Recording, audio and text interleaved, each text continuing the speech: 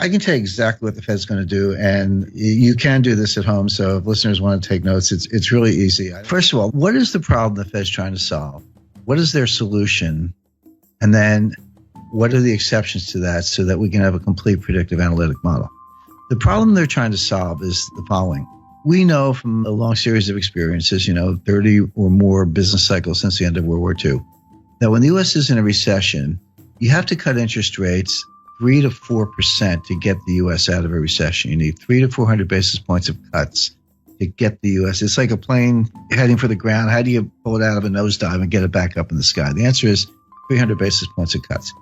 How do you cut interest rates 300 basis points when you're only at 75 basis points? The answer is you can't. And forget about negative rates. The evidence is now pretty good that negative rates do not work. In other words, negative rates are not more of the same.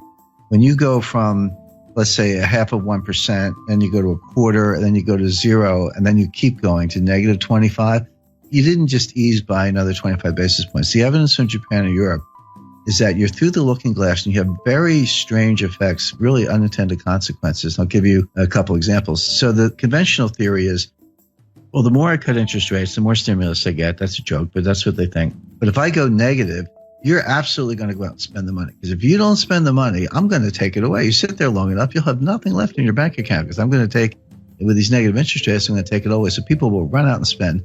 And the other thing is that, it's obviously, from the lending point of view, they'll borrow money, because the bank pays you to be a borrower. But here's what happens in the real world. And this is the difference between academics and human beings. When people see negative interest rates, people have goals in mind. They have lifetime goals, right? They want kids' education, parents' health care, their own health care, retirement. If you start taking their money away with negative rates, guess what they do? They save more. They're like, hey, I got to put my kids through college. You're taking my money. Well, I better save more. And then what kind of signal is the central bank sending with negative interest rates? They're sending a deflationary signal. So people go, well, if you think it's going to be deflation, I'm not going to spend money. I'll wait till the price comes down. So you're trying to encourage lending and spending. And what you get is more savings and no spending, deferred spending. You get the exact opposite of what you want. So again, another egghead experiment gone awry. But the point being, so negative rates don't work. So zero bound really is zero. It really is a boundary. And Bernanke has said this in his recent writings, and I think he's right about that. So back to the problem. How do you cut interest rates 300 basis points when you're at 75? Well, the answer is you can't. So you have to raise them to 300 basis points. So the problem the Fed is trying to solve is how do they get rates to 3.25% before the next recession?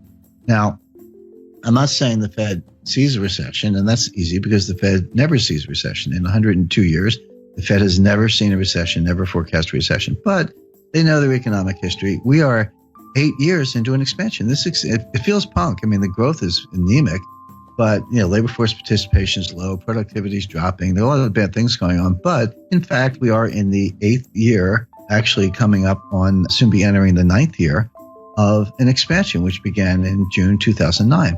Right. By the way, you have a hard time convincing most Americans that we're not still in a recession.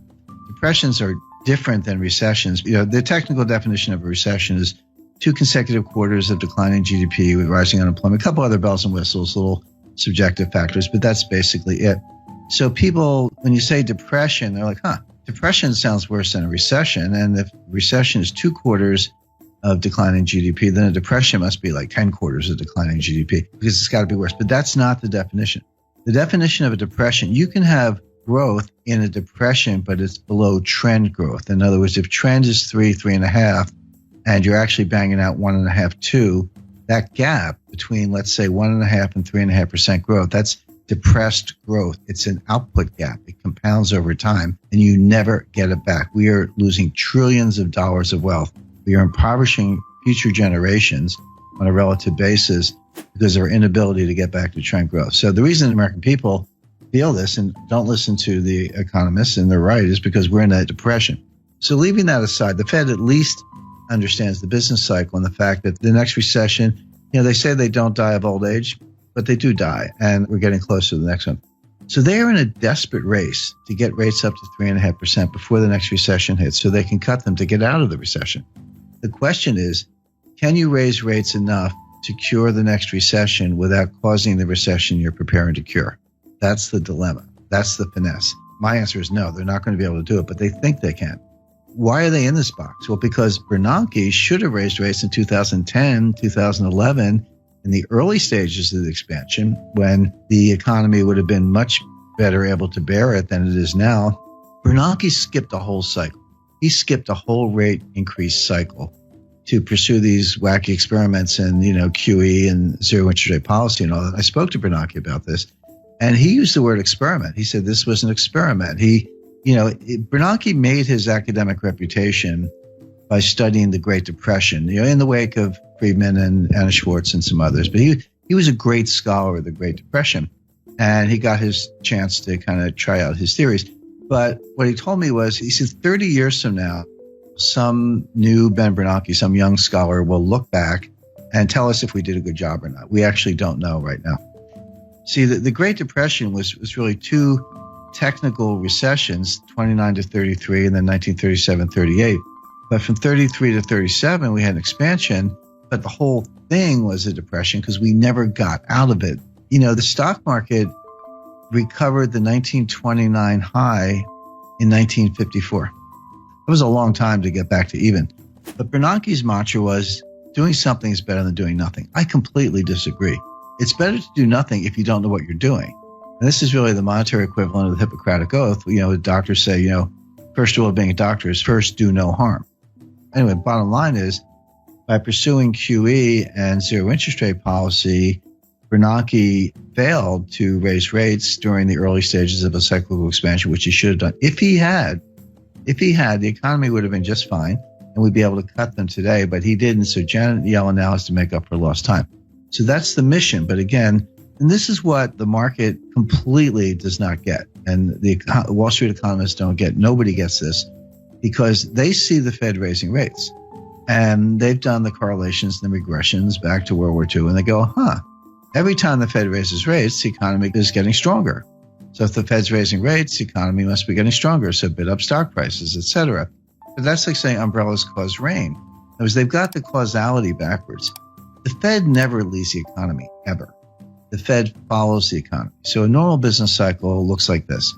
So you get a little expansion going, and unemployment starts to go down, and industrial capacity utilization starts to go up, and inflation starts to go up. And the Fed's watching, and then it keeps going. And they go, it's getting a little hot. We better raise rates. And they raise rates, but of course they started too late. The expansion keeps going. Inflation keeps going up. Unemployment keeps going down. Then the economy starts to cool down. Unemployment goes up, and then prices go down, and capacity utilization drops, and we get into recession. We better cut. And then they cut, and then you hit the bottom, and then you come out of it again. So think of that as like a nice, pretty sine wave, right? That's a business expansion, business contraction over and over, 30 or so times since the end of World War II, with the Fed always following the economy, never leading the economy. So all the big brains on Wall Street, they've got all this data, and they say, well, every time the Fed raises rates, the economy is getting stronger. That has absolutely been true for like 30 times since the end of World War II. It is not true today. The reason it's not true today is because Bernanke skipped a cycle, and they're playing catch up. For the first time since 1937, the Fed is tightening into weakness. That is a key thing to bear in mind. The Fed is tightening into weakness. They are not leading the economy to strength. They are not responding to strength, even though Wall Street thinks they are. And there's a great danger that they're actually going to cause the recession they're preparing to cure, as I mentioned. The Fed will raise rates 25 basis points 4 times a year from now until the middle of 2019, until they get them to 3.25%. So like clockwork, every March, June, September, December, for 2017, 2018, into 2019, look for a Fed rate hike until they get to 3.25%, at which point they'll be able to say, all right, now we're at 3.25. If we have a recession tomorrow, we can cut them back down to 0 again and get out of it. That'll be mission accomplished. Now, this is why I was sitting there in December like, yep, they're going to raise them in March. And right now, I'll tell your listeners they're going to raise them in June. There's your Fed response function. There's your baseline scenario. What are the exceptions to Fed rate hike? Under what conditions will they not raise rates? Because everything I just described to you, they've had in mind since March 2015 when Yellen took patience out of the statement. That was the end of forward guidance. And by the way, if you go back to 2015, I said they're not going to raise rates all year, and they weren't going to do the liftoff that people were looking for in March, June, September. And they didn't lift off in September because of the Chinese rate exchange devaluation. The stock market fell out of bed August 2015. Finally, they raised them in December 2015. And Wall Street was ready for March. I said, no. In June, no. September, no. It wasn't until December 2016 that they raised them the second time. So obviously, there are conditions under which they don't raise rates, notwithstanding the baseline scenario. So what are those conditions? There are three. Well, four, actually. So if you see job creation below 75,000, that will cause them to pause. By the way, pause is the key word. If you go home through the speeches, you'll see the word pause in Dudley's recent remarks. Pause is the Fed's jargon for we're not going to raise rates. We got the Jim scenario, which I took from the Fed, it's their scenario, or a technical recession. So, we're going to know Friday what the first quarter GDP is. It's pretty close to negative, but I'm not saying we're in a recession now. We might be. But if you see a recession, they'll pause. You see job creation below 75,000, they'll pause. By the way, that's a very low bar. If you see a jobs report, this is the other thing that confuses Wall Street. You see a jobs report with 100,000 jobs. So Wall Street goes, oh, that report's really weak. The Fed's going to think twice. No, 75,000 is the number. Yellen told us that. It was in one of her speeches. You just have to be a geek like me and read all the speeches. So the third factor would be disinflation. So the Fed has this 2% inflation target.